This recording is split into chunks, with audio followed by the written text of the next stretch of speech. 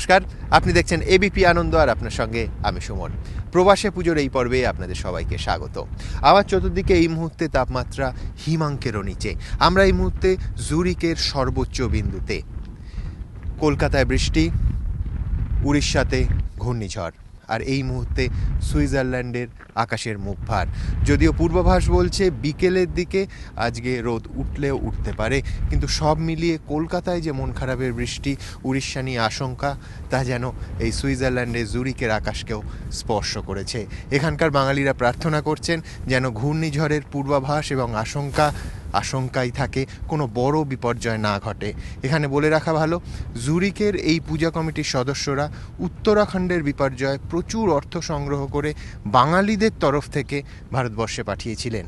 বিপর্যয়ের সময় তারা পাশে দাঁড়ান ঠিকই, এই সুদূরে বসেও পাশে দাঁড়ান, কিন্তু বিপর্যয় তারা চান না, এবং বিপর্যয় যাতে না হয় অন্তত এই ঘূর্ণিঝড়ে মা দুর্গার কাছে সেই প্রার্থনাই তারা করছেন। আপনাদের এবার দেখাবো সুইজারল্যান্ডের দুর্গাপুজোর ভেতরের ছবি। কি হচ্ছে সেখানে, কতটা আলাদা কলকাতার পুজোর থেকে, এই সমস্ত কিছুর জন্য আমরা সরাসরি চলে যাব সেই জুরিখের দুর্গোৎসবে।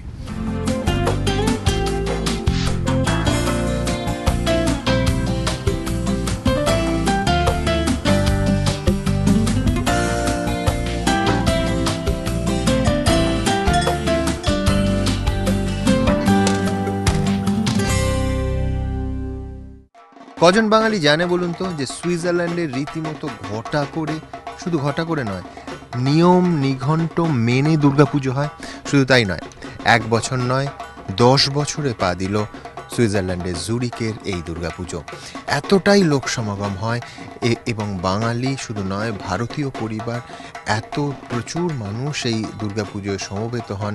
এবছর থেকে গোটা ভেন্যুটাকেই বদল করে অপেক্ষাকৃত বড় একটি হলে নিয়ে আসা হয়েছে, এবং অবশ্যই সেখানে শুধু বাঙালি নয়, ভারতীয় প্রচুর পরিবারের মানুষ।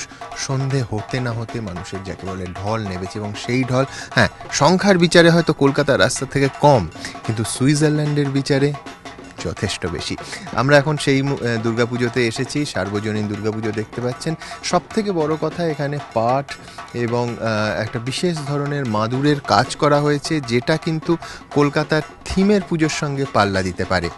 আমাদের সঙ্গে আছেন দেবশ্রী বন্দ্যোপাধ্যায়। দেবশ্রীদি, আপনার কাছে জানতে চাইবো যে এই যে ইউনিক ব্যাপার, একটা সুইজারল্যান্ডের হলের পুজোর গেটটা প্রায় কলকাতার থিমের পুজোর মতো করা হয়েছে, এবং ভীষণ সুন্দর কাজ করে, বিদেশিরা আমি দাঁড়িয়ে দেখছিলেন যে কিভাবে এই কাজটা করা হয়েছে। এটা কে করলেন, কিভাবে এখানে সুইজারল্যান্ডে তুলে ধরলেন এই বাংলার কাজ? আসলে এটা যে করেছেন, ওনার নাম দাগমার দাশগুপ্ত। উনি একটি জার্মান মহিলা, বাঙালির সঙ্গে বিয়ে করেছেন। আর উনি এমনি বেসিক্যালি ওনার প্রফেশন আর্টিস্ট, আর উনি নিজে থাকেন 6 মাস শান্তিনিকেতনে, 6 মাস এখানে। শান্তিনিকেতনে ওনার একটা বিরাট বাড়ি আছে, এবং বাড়িতে সমস্ত ডিফারেন্ট রাগ রাগিনীর দিয়ে দেওয়ালটাকে সাজিয়েছেন, এবং নানা জায়গায় উনি যান, ওখানকার আর্টটাকে উনি এখানে তুলে ধরে আনবার চেষ্টা করছেন। প্রতি বছরই কিছু না কিছু গেটের চেষ্টা করেন, আর এবার বলেছিলেন আমি বাঁশ দিয়ে একটা গেট তৈরি করব।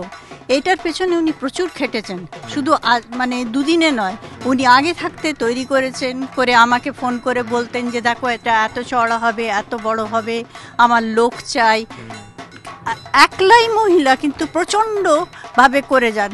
2 লোক, পরে 2জন আমরা, আর আমাদের 2 বন্ধু, তারা ওকে হেল্প করেছে, কিন্তু এটা যা সুন্দরভাবে উনি একলা করে গেছেন না, ধারণা করা যায় না। সেটা তো আমরা দেখতেই পাচ্ছি, অসাধারণ হয়েছে। অনেক ধন্যবাদ আপনাকে। এই যে সাংস্কৃতিক মেলবন্ধন, এটাই বোধহয় প্রবাসে দুর্গাপুজোর মূল সুর। তার কারণ দেখতে পাচ্ছেন যে বাঁশের বিভিন্ন উপকরণ দিয়ে মাদুরের মতো, অনেক জায়গায় মাদুরের অংশ ব্যবহার করে এই যে গেটটি করা হয়েছে, এটা কিন্তু শুধু যে থিমের পুজোর সঙ্গে পাল্লা দেওয়া, একটু থিমের ছোঁয়া আনা, তা নয়, এটা কিন্তু বাংলার সংস্কৃতির একটা নিদর্শন। এবং দুর্গাপুজো যেখানে বাংলা সংস্কৃতি তো থাকবেই, আর এই সুইজারল্যান্ডের বুকে, জুরিকের বুকে বাংলা সংস্কৃতিকে যিনি তুলে ধরেছেন, তিনি কিন্তু একজন জার্মান লেডি। সুতরাং সংস্কৃতির মেলবন্ধনই বোধহয় দুর্গাপুজোর মূল সুর। কিন্তু কিরাম হচ্ছে জুরিকের দুর্গাপুজো, দেখবেন তো? আসুন অবশ্য।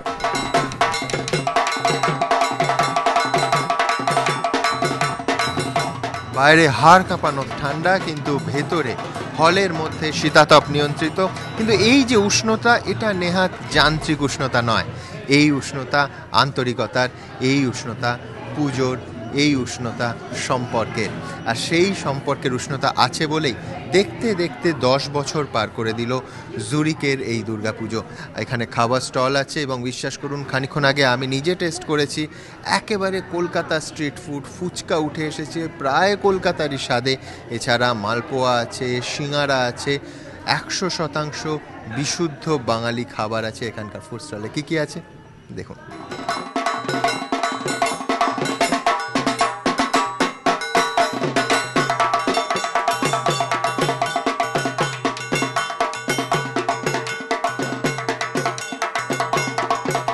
দেখতেই পাচ্ছেন এখানে খাবারের বিপুল সমারোহ, শুধু খাবার নয় তার পাশে রয়েছে পূজাবার্ষিকী, আছে দেশ, আনন্দলোক, সানন্দা, আনন্দ মেলা, সমস্ত পূজাবার্ষিকী থরে থরে সাজানো আছে এবং বিপুল সংখ্যক মানুষ এসে সেই পূজাবার্ষিকী কিনছেন।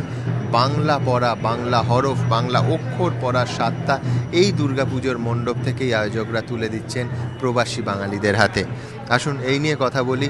সুপর্ণা আচার্য আছেন অন্যতম আয়োজক।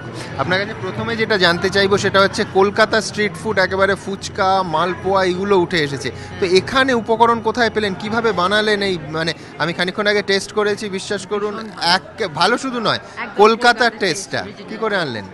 এগুলো আমরা এই যে দেখছেন সব আমার বন্ধুরা, আমরা সবাই কাজ করি, বাট জাস্ট পুজোর জন্য আমরা বাড়িতে বানাই এগুলো। সব ইনগ্রিডিয়েন্টস মানে বেসিক ইনগ্রিডিয়েন্ট থেকে ময়দা থেকে নিয়ে মানে মেখে একদম ওই ফুচকাগুলো একদম বাড়িতে বানানো, কোনো কেনা নয়। আর তারপরে আলু সেদ্ধ করে মানে ভোর সেই 4টে উঠে আলু সেদ্ধ করে ছিলে টিলে এনে সব কিছু করে বেসিক জিনিসগুলো এখানে রেডি রাখি। তারপর লোকেরা যেরকম যেরকম চায় সেরকম এখানে বানিয়ে জল বানিয়ে, আর তারপরে আবার অ্যাকর্ডিং টু টেস্ট, কেউ যদি বলে যে জলটা বেশি টক হয়নি, সো উই অ্যাড। না উপকরণ তো বুঝলাম, কিন্তু সময়, এখানে অনেকেই তো আছেন ওয়ার্কিং লেডি, মানে তারা কি করে এই সময়টা বের করলেন ভোর 4টে থেকে উঠে? আর ছুটিই তো অনেকে নাই পেতে পারেন। না উইকেন্ডে করি, উইকেন্ডে সবাই মানে আগে মেল এক্সচেঞ্জ হয়, কি কি হবে, মেনু ঠিক হয়, তো তারপরে উইকেন্ডে উই অল গেট টুগেদার কারো একটা বাড়িতে, আর তারপর সবাই মিলে সেটা করা হয়। আর তারপরে ইন্ডিভিজুয়াল রেসপন্সিবিলিটিও নেয়, কেউ বলে আচ্ছা আমি 50টা চপ বানিয়ে আনবো, তো তারা সে বাড়ি থেকে বানিয়ে আনে। আর কেউ হয়তো বললো সামোসা বানিয়ে আনবো, হ্যাঁ সামোসাগুলো হয়তো একটু ঠান্ডা হয়ে যায়, তো ওখানে মাইক্রোওয়েভ আছে, তো গরম গরম করে দেওয়া হয়। সো মানে একদম যেরকম টেস্ট একদম অরিজিনাল, আপনি তো খেয়েই দেখেছেন। প্লাস প্রচুর এফার্ট, সে ভোর 4টে থেকে উঠে এখানে আমরা বাড়ি ফিরতে ফিরতে রাত্রির 1টা হয়ে যায়, গিয়ে তারপরে জামা কাপড় ছেড়ে শুতে শুতে তো 2 o'clock, তারপর আবার সেই ভোর 4টে উঠে, কিন্তু মানে প্রচণ্ড টায়ারিং বাট প্রচণ্ড এনথুজিয়াস্টিক সবাই। ওই মহুয়া ও সারাদিন এখানে বসে আছে। আর এই যে পুজোবার্ষিকী, দেশ, আনন্দমেলা, আনন্দলোক, সানন্দা, আনন্দবাজার, এগুলো তো একটা বিরাট প্রাপ্তি, এতগুলো জোগাড় করলেন কি করে এখানে? আছেন একজন আমাদের, উনি দিয়ে যান আমাদের এগুলো, তো আর কেননা লোকেদের প্রচুর ডিমান্ড আছে এগুলো, তো সেই জন্য এগুলো প্রতি বছরই রাখা হয় এখানে, তো যাতে লোকেরা পায় এখানে। দেশটা স্পেশালি লোকেদের খুব, আর আমরা অনেক ইয়াং লোকেদের একটু সানন্দা, তো খুবই ভালো। অনেক ধন্যবাদ আপনাকে। আমরা এবার চলে যাব একেবারে মূল পূজা মণ্ডপে। আপনাদের যেরকম বলছিলাম সেটা হচ্ছে উষ্ণতা সম্পর্কের, উষ্ণতা পুজোর, উষ্ণতা আন্তরিকতার। এই পুজোয় কিন্তু আমরা খুঁজে পেয়েছি সব থেকে বড় কথা, দেশ থেকে এত দূরে এত সংখ্যক মানুষ এক হচ্ছেন এবং ভেঙে ভেঙে পুজো কমিটি ভেঙে একাধিক পুজো নয়, 10 বছর ধরে একটা পুজো একই রকম আন্তরিকতা নিয়ে কন্টিনিউড হচ্ছে। আমার মনে হয় সব থেকে বড় কথা সুইজারল্যান্ডের জুরিকের এই পুজোর সেটাই। এবার আসুন আমার সঙ্গে মূল মণ্ডপে।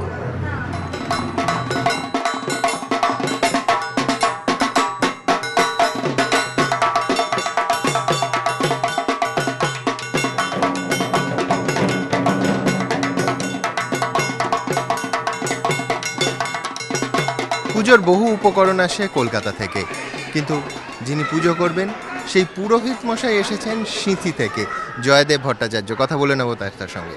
জয়দেববাবু, এই যে সিঁথি থেকে সুইজারল্যান্ডে এসে পুজো করছেন, এই অনুভূতিটা কলকাতায় পুজো করার থেকে কতটা তফাৎ, কতটা আলাদা?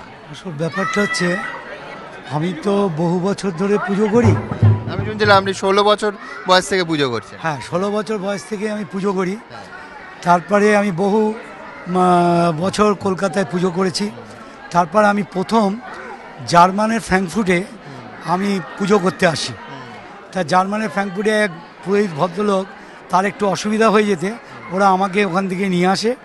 ওই দাশগুপ্ত পরিবার, মানে সমীর দাশগুপ্ত, পীযূষ দাশগুপ্ত, ওনার দিদি শিপ্রা দি আমাকে এই যোগাযোগটা করে ফ্র্যাঙ্কফুর্টে নিয়ে আসে।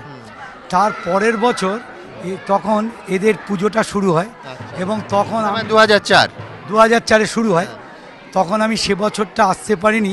তারপর 2005 থেকে এই পুজোটা আমি করছি এবং যেভাবে এখানে পুজো হয়, মানে আমরা কি বলবো, আমি কলকাতায় বসে যে পুজো করি এখানেও সেই পুজো, সেই পদ্ধতি সব ওইভাবে হয়। এবং এরা, আমি কলকাতা থেকে যাবতীয় সামগ্রী পুজোর যা লাগে সব নিয়ে আসি। এমনকি এই বিল্ল বৃক্ষ, বিল্ল, যুগ্ম বেল, নবপত্রিকা সব নিয়ে আসি, এসে পুজো করি। আর সত্যি কথা বলছি, এখানে যারা আছেন সুইজারল্যান্ডবাসী আমার বন্ধুই, এরা সব প্রচণ্ড ভক্ত মায়ের। এই সারা বছর ধরে একটা মাকে আনার জন্যে এরা অক্লান্ত পরিশ্রম করে। অনেক অনেক ধন্যবাদ জয়দেবদা। আমরা কথা বললাম সেই পুরোহিত মশাইয়ের সঙ্গে, যাকে নানা বিরল উপকরণ, যা সুইজারল্যান্ডে বিরল, যেরকম কলকাতা থেকে উড়িয়ে নিয়ে আসা হয়, যিনি পুজো করবেন সেই পুরোহিত মশাইকেও কিন্তু উড়িয়ে নিয়ে আসা হয়েছে। আন্তরিকতায় যেন কোনো ঘাটতি না থাকে, সেটাই কিন্তু এখানকার এই পুজোর লক্ষ্য।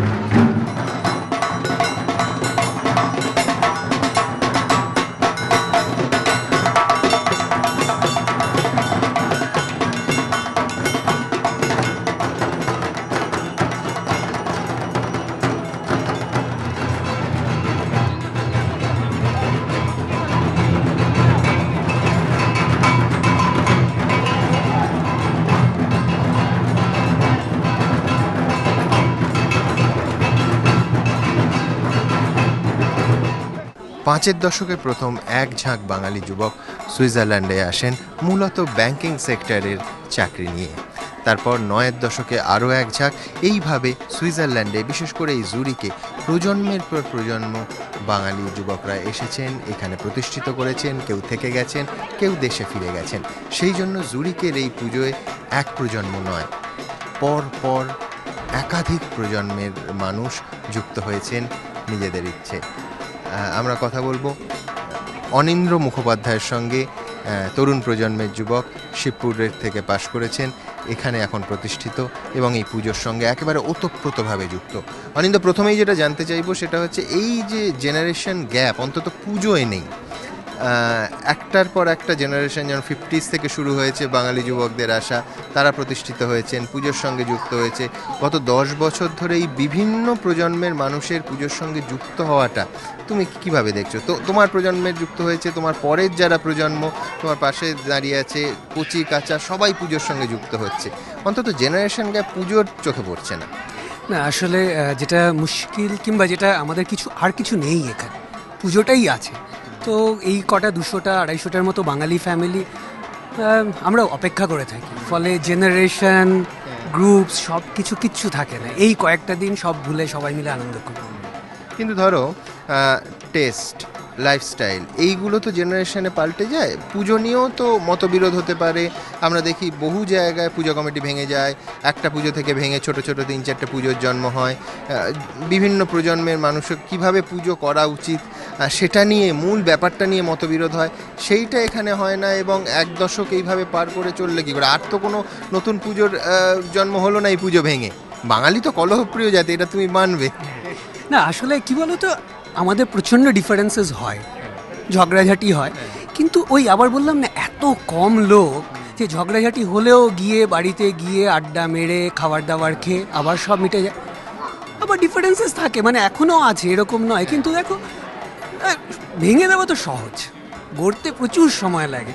মানে অনেক বাঙালি চেষ্টা করে 2004-এ একটা কিছু তৈরি করেছে, আমরা ভেঙে দেবো? তো এইটা সারাক্ষণ মাথায় প্লে করে যে এরা এত কষ্ট করেছে, তো এটা যাতে আমরা ধরে রাখতে পারি। তো দ্যাটস দ্য কি ড্রাইভার। কচিকাঁচা এবং তার পরের প্রজন্মের ছেলেমেয়েরা কি ভাবছে আসুন দেখে নিই। আমার সঙ্গে আছে রিকিতা চক্রবর্তী। তোমার কাছে প্রথমে যেটা জানতে চাইবো সেটা হচ্ছে পুজো থেকে ঠিক কি পাও? এই যে সারাদিন মেতে আছো, পুজোর 4টে দিন, দেশ থেকে এত দূরে, কিভাবে এনজয় করছো পুজোর দিনগুলো? পুজোয় সব বন্ধু বান্ধব সঙ্গে দেখা হয়, 4 দিন খুব মাস্তি মজা হয়, সেটাই সবচেয়ে ভালো লাগে পুজোয়। হ্যাঁ, এটাই হলো। তোমরা কি করছো? পুজো কি করে এনজয় করছো? ঢাক বাজাচ্ছো তো দেখলাম। ওকে, ফ্রেন্ডদের সাথে খেলা করি, ঠাকুরকে তাকিয়ে রাখো, অনেক মজা লাগে দুর্গা পুজোয়। এখানে সব থেকে ইন্টারেস্টিং আমাদের যেটা লেগেছে সেটা হচ্ছে যারা ঢাক বাজাচ্ছেন হয় পুজো কমিটির লোকজন, আর নয়তো একেবারে কচিকাচারা, এবং বিশ্বাস করুন ছন্দ তাল লয় একেবারে একরকম রেখে তারা দিব্যি ঢাক বাজিয়ে যাচ্ছে, যাদের বয়স হয়তো 5 থেকে 11 বছরের মধ্যে। আমার মনে হয় যে এই পুজোর আন্তরিকতার একটা পার্ট এই পরের প্রজন্মর কচিকাচাদের দুর্গাপুজোর পাঠটা, দুর্গাপুজোর শিক্ষাটা, বন্ধুবান্ধবের সঙ্গে মেশার শিক্ষাটা একেবারে মিলিয়ে দিয়েছে এই পুজোর অনুষ্ঠান। পুজোর আন্তরিকতা তো আছেই, এবং তারপরে প্রজন্মের যে গ্যাপ, প্রজন্মের যে তফাৎ, সেটা বোধহয় দুর্গাপুজো ভেঙে দিয়েছে।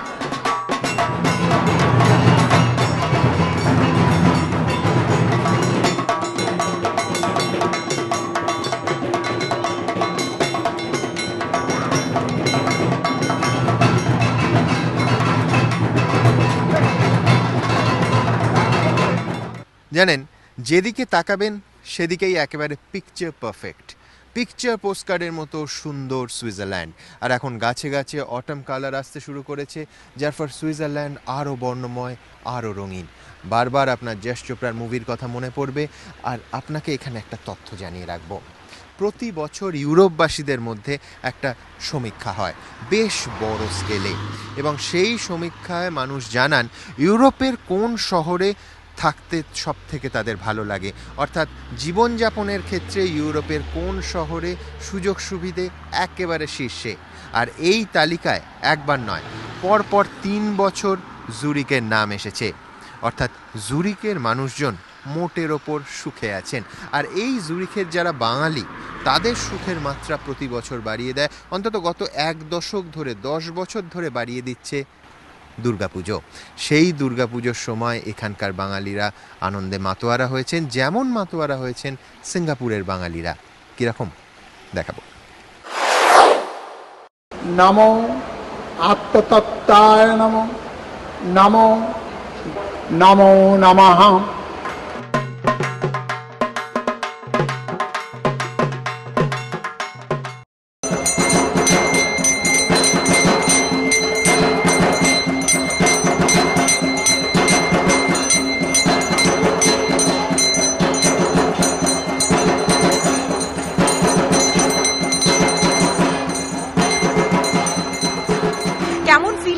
ভোগ দেওয়ার পরে মাকে?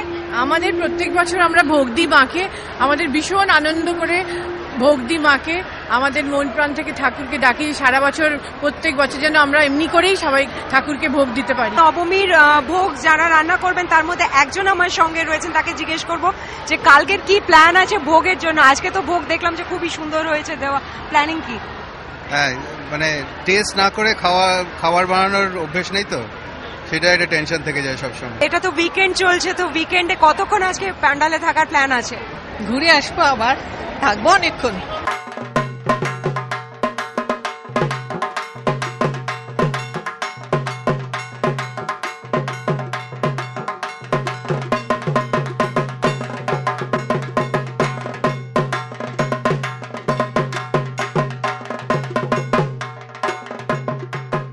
প্রচুর মানুষ এখানে এসেছেন যারা সন্ধি পুজোতে অঞ্জলি দিলেন, যারা উপোস করেছিলেন অঞ্জলি দিলেন।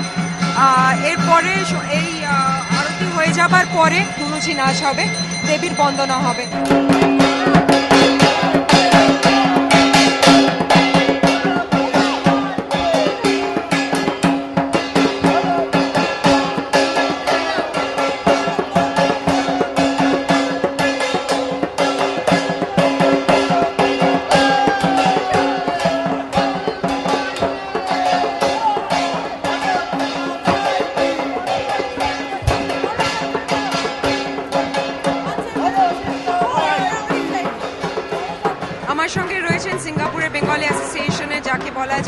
কাণ্ডারি সেই পুরোহিত মশাই মুক্তিপদ বাবু, আমি ওনার সঙ্গে একটু কথা বলবো।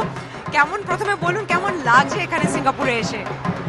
সিঙ্গাপুরের পুজোর মধ্যে একটা প্রাণ আছে, সবাই একাত্ম হয়ে পুজোটা করেন। আমিও চেষ্টা করি যত ভালোভাবে পুজো করা যায়। কতটা সার্থক তা আমি জানি না, সেটা ভক্তরাই বলবেন।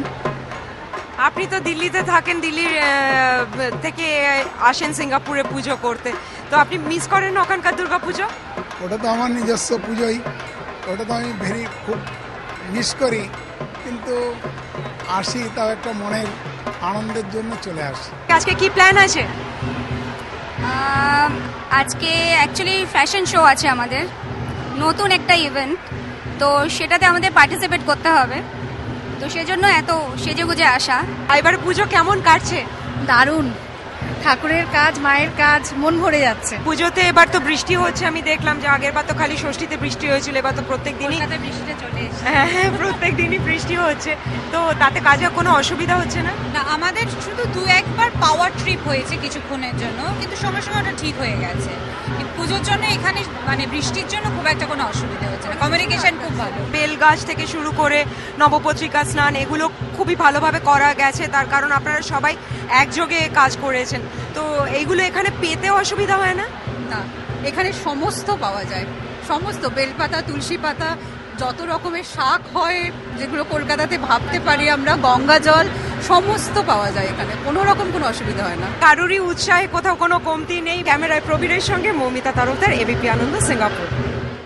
1336 সালে এই জুরিক থেকে অভিজাত সম্প্রদায়ের মানুষদের স্রেফ তাড়িয়ে দেয়া হয় এবং যাবতীয় প্রশাসনিক ক্ষমতা দখল করে বণিক শ্রেণী। 13টি গিল্ড মিলে এই গোটা দেশ চালানো শুরু হয়। সেই থেকে বাণিজ্যে জুরিকের উন্নতি, টেক্সটাইল এবং ব্যাংকিং ইন্ডাস্ট্রির অসাধারণ সাফল্য এবং জুরিকের উত্থান। অভিজাত শ্রেণীকে তাড়িয়ে দেওয়া হয়েছিল সেদিন ঠিকই, কিন্তু প্রাকৃতিক আভিজাত্যকে কেউ কখনো তাড়াতে পারবে না, যা জুরিকের সঙ্গে, সুইজারল্যান্ডের সঙ্গে একেবারে ওতপ্রোত হয়ে মিশে গেছে। আর সেই জন্য গোটা পৃথিবীর সমস্ত প্রান্তের মানুষ সুইজারল্যান্ডে আসেন এবং মন ভরে, দুচোখ ভরে এই বিপুল প্রাকৃতিক সম্ভারের শোভা উপভোগ করেন। আপনাদের এবার নিয়ে যাব লন্ডনের পঞ্চমুখীর পুজোয়, যে পঞ্চমুখী লন্ডনের প্রথম থিম পুজো চালু করে। প্রতি বছরের মতো এবছরও পঞ্চমুখীর পূজায় এবিপি আনন্দ।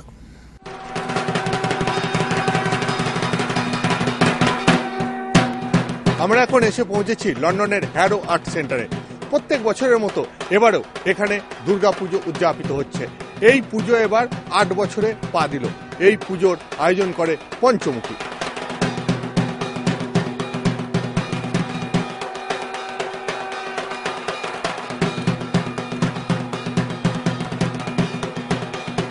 আমাদের এবার প্রথমবার লন্ডনে আমরা নাট্য উৎসব করলাম, যেখানে আমরা কলকাতা থেকে বিভিন্ন আর্টিস্ট নিয়ে এসেছি, প্রচুর লোক।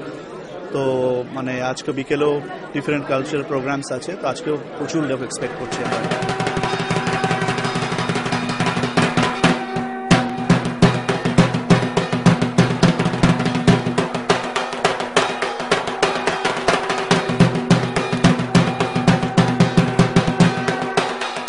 শুধু কলকাতা নয়, থিম পুজোর আয়োজন করা হয় লন্ডনেও। লন্ডনের হ্যারোর এই পুজোর বৈশিষ্ট্য হলো তারা প্রত্যেক বছর থিম পুজোর আয়োজন করেন। কলকাতার মতো বড় করে নয়, কিন্তু ছোট করে তারা যে থিম পুজোর আয়োজন করেন, সেই পুজো দেখতেই এখানে বহু মানুষ এসে ভিড় জমান। ক্যামেরায় রোজারিওর সঙ্গে অতনু হালদার, এবিপি আনন্দ, লন্ডন।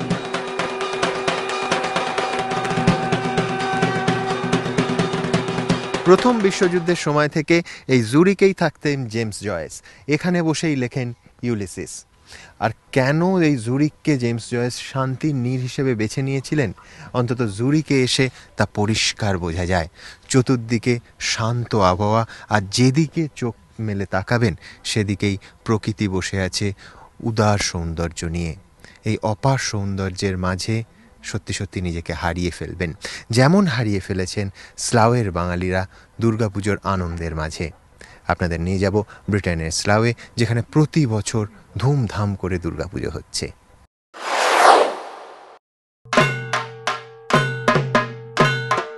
শারদোৎসবের রং লেগেছে লন্ডনের স্লাউতে। এখানকার পুজো এবার পাঁচে পা। এ যেন প্রবাসে এক টুকরো কলকাতা।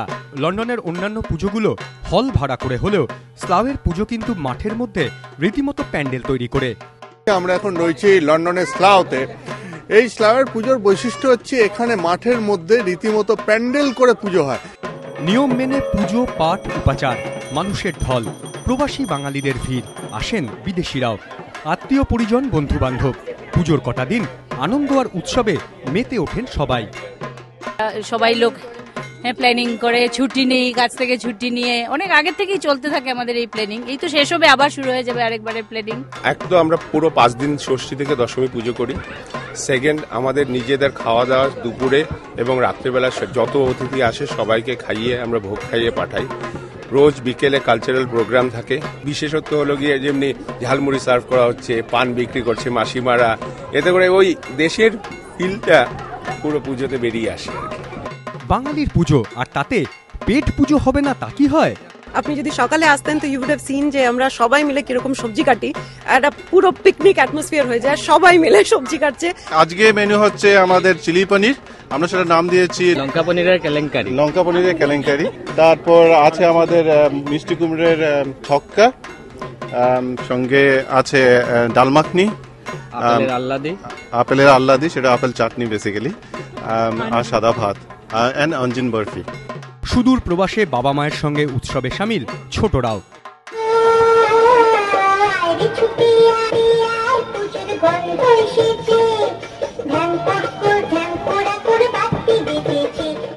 কদিন পর ফিরে যাওয়া চেনা রুটিনে, চেনা কিউবিকল, আইপ্যাড, ল্যাপটপে মেসেঞ্জারে চেনা বার্তা, ইঁদুর দৌড়। তাই একটা দিনই প্রবাসের মাটিতেই যেন কুড়িয়ে নেওয়া মাটির গন্ধ, কলকাতা সুবাস। এবিপি আনন্দ।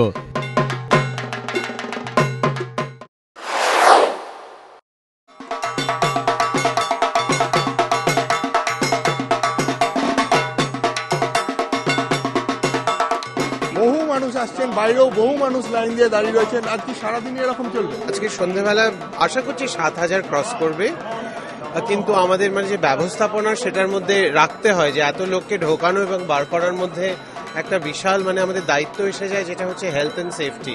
কারণ কেউ যদি একটু পা পিছলে পড়ে যায় বা অন্য কোনো কিছু হয়, আমাদের শ্রীমতী ইন্দ্রাণী দত্ত সহায়তা নিতে হবে, নাহলে তো হবে না। তো এই হচ্ছে অবস্থা। কিন্তু এখন যা বুঝতে পারছি মানে কাতারে কাতারে হাজারে হাজারে লোক মণ্ডপে ঢুকে গিয়েছে।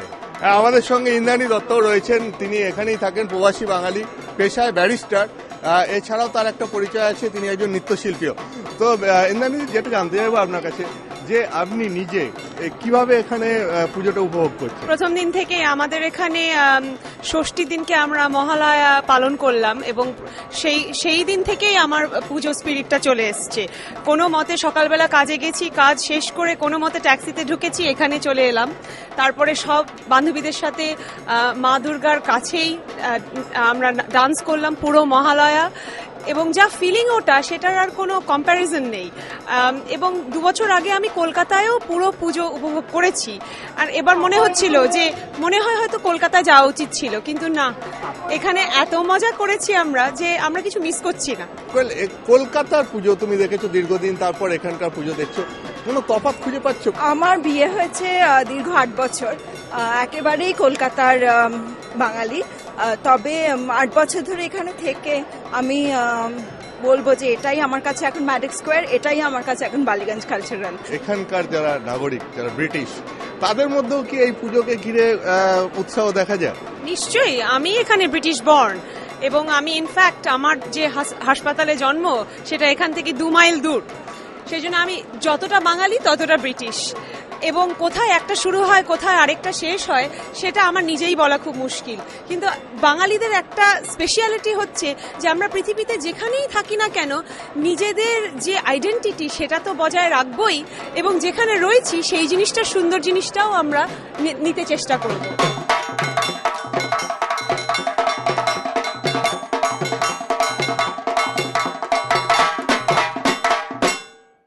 আমি জানি আমাদের সঙ্গে আমাদের ক্যামেরার চোখ দিয়ে এই অসাধারণ সুইজারল্যান্ড দেখতে আপনাদের চমৎকার লাগছে, কিন্তু মার্জনা করবেন আমাদের সময় আজকের জন্য একেবারেই শেষ। কিন্তু এই জুরিখের রাস্তায় তো উচ্চারিত হয়েছিল হিন্দি ফিল্মের সেই অমোঘ উক্তি, বড়ে বড়ে দেশোं में ऐसे छोटे छोटे बातें हो जाते हैं सेनोरिटा। সবাই খুব ভালো থাকবেন, সবাইকে শারদীয় শুভেচ্ছা। আমাদের সফর চলছে, আমাদের সঙ্গে থাকবেন আর চোখ রাখবেন এবিপি আনন্দে।